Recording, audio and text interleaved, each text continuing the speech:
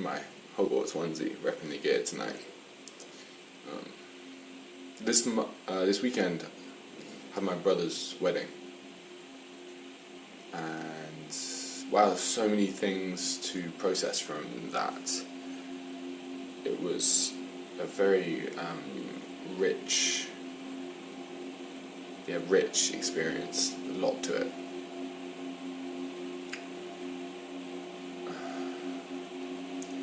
But I wanted to dwell for a video on one thing that came out of it, or that indeed has come out of the last week.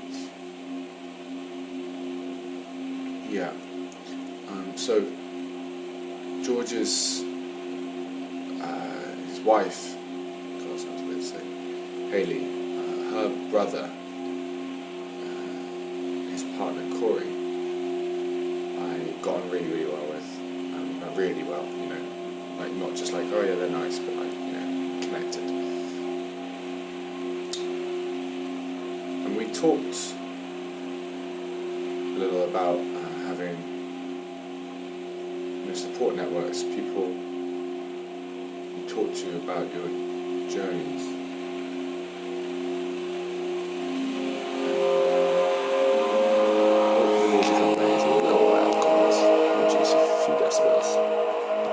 Very good then, Nils Fram. Yeah. This is a topic that's cropped up a bit for me recently, and I retrospectively realise is something that I've been looking at this year quite a lot. Is other people in my relations that I'm opening up. My life, I've been quite a lone ranger. You know, Ben is the one who's in control, who can deal with anything all by himself. I've at times given off maybe an air of, you know, invincibility. When I say given off, I've maybe wanted to give off. Whereas actually, this is the way I look at myself. This is not a reflection of my reality. I do go through difficult times. Yeah, people say to me, "Oh, you're so, you know, disciplined. You're iron will, blah blah blah," and that's just, it's not true. And that must just be a case of me not being so open about some stuff. And I guess this obviously derives from my very sort of macho male upbringing, all boys school, rugby, etc. You don't admit difficulty, but I think me especially, I really have internally worked with problems. I've used my diary and whatnot.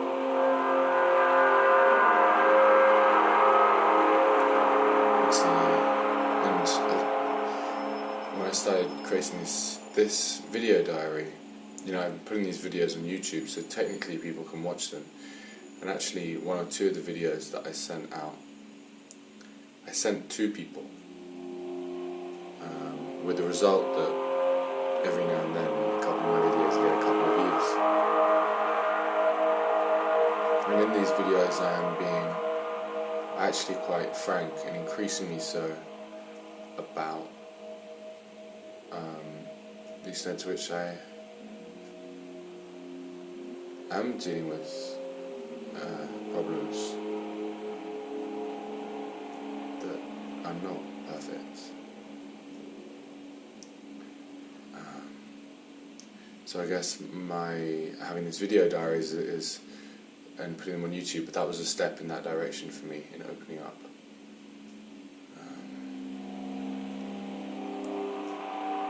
But actually saying to people, I am currently struggling with something I don't do, or I haven't done, let's say.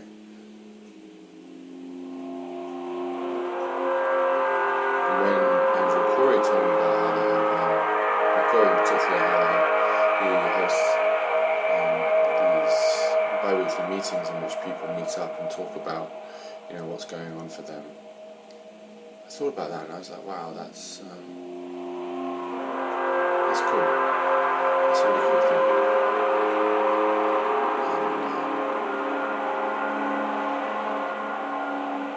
And I want to move in that direction. There's some strength in vulnerability. True strength is to be with your vulnerability and express it.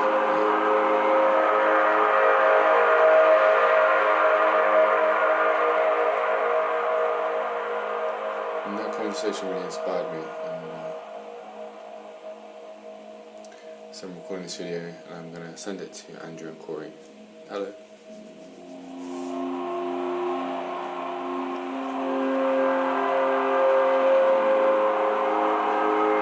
Yeah, and also talk about some of the stuff that's going on for me right now.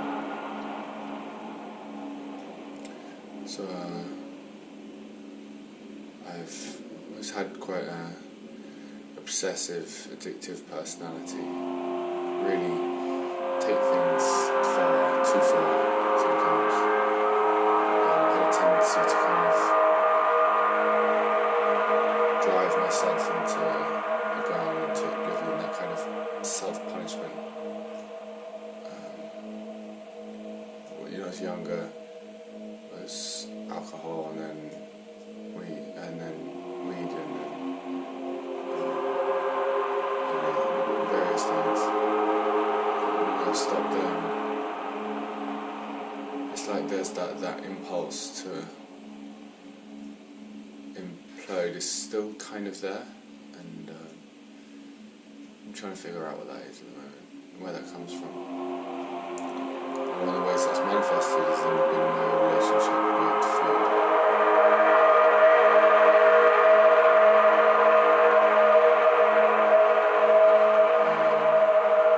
Especially this is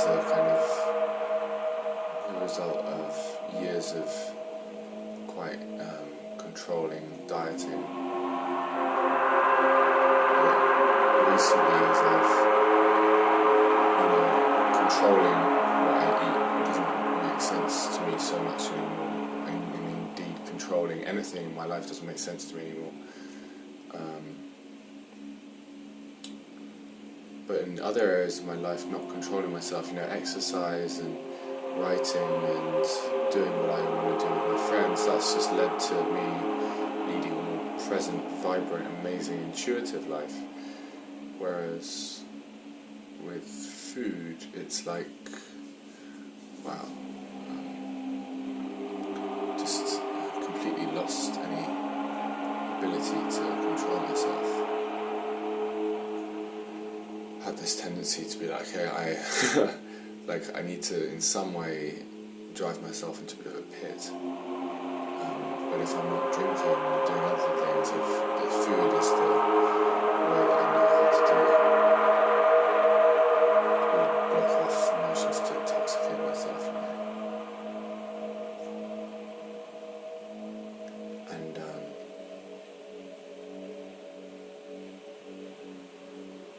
I've been looking at myself recently and thinking, fuck, how is this possible,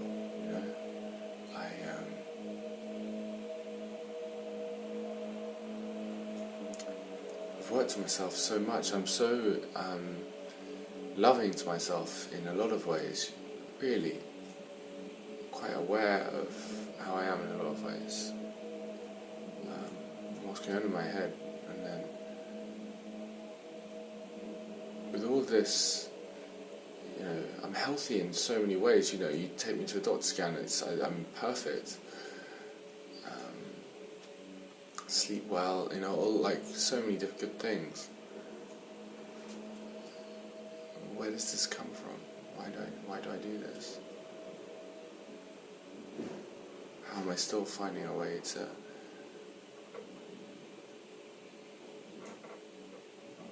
implode? And I'm thinking that because I'm doing all the right so-called things on paper, that there must be some kind of, I don't know,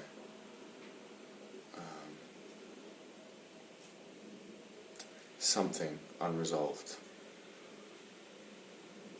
from my past, something I'm not happy with. And I mean, this can really make, well, I mean, this fits because, I mean, I've changed a lot, over the past 5 years, and there are, the way I previously was, I understand it, and I understand that I was insecure and I was doing these things to protect myself, but it was out of insecurity, but I did some things that I'm not proud of.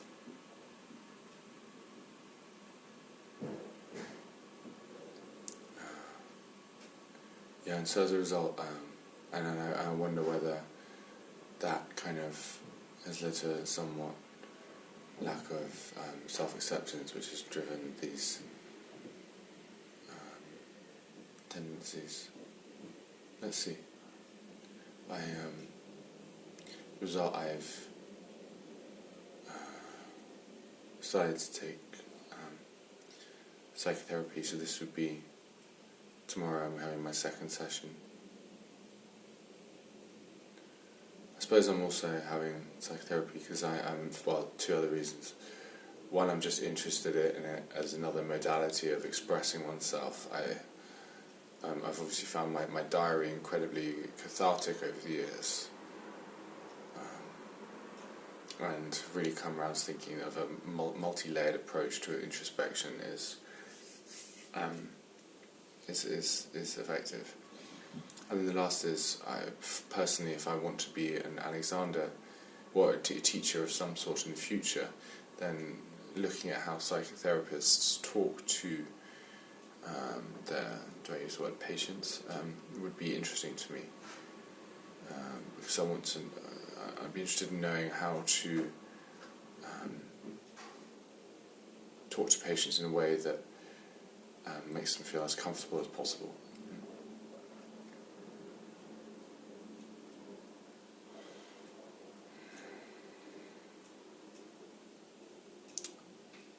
And told Stephanie, who's the girl I'm seeing, about this yesterday, and that felt good. Felt good.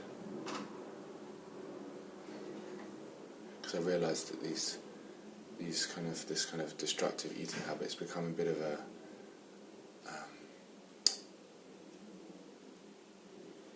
I think it's become a bit secretive. It's like there's this like weird side to me, which is like I have this outward appearance of being Mr. Perfect Health, and I think to the extent that I have sort of pushed that image, the need for its opposite has somehow been fiddling away in the background. Yeah, I don't know. And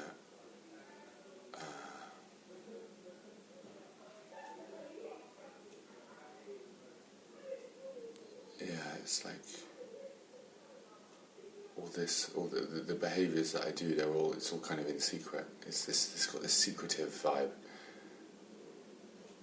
I kind of feel like it's the sort of thing where if I stop avoiding it, just to say sweeping it under the carpet, pretending it's not there, like covering up a little, that can help ease it.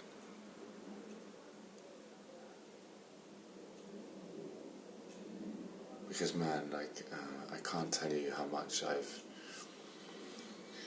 thought about, written about in my diary, and gone around in circles on this topic over the years. God, the amount of bandwidth my relationship with food has taken up is quite extreme.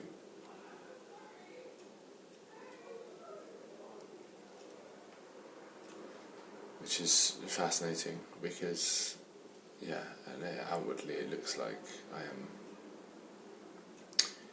in perfect shape. Goes to show, It just, just the simple fantasy I have of being able to just eat when I'm hungry, stop when I'm full. That'd be quite nice. Seems so simple.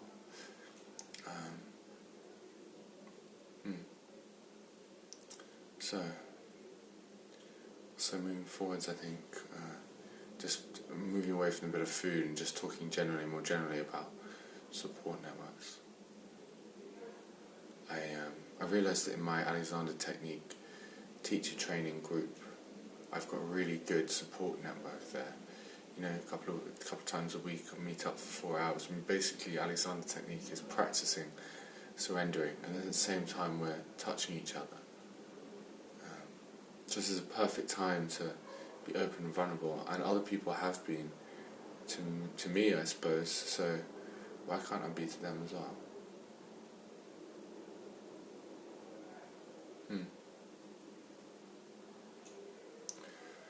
I think in my my family, I've definitely there's a sort of a stiff upper lip mentality to problems. You know, you just deal with it. You know, I don't think it's helpful at all. Yeah.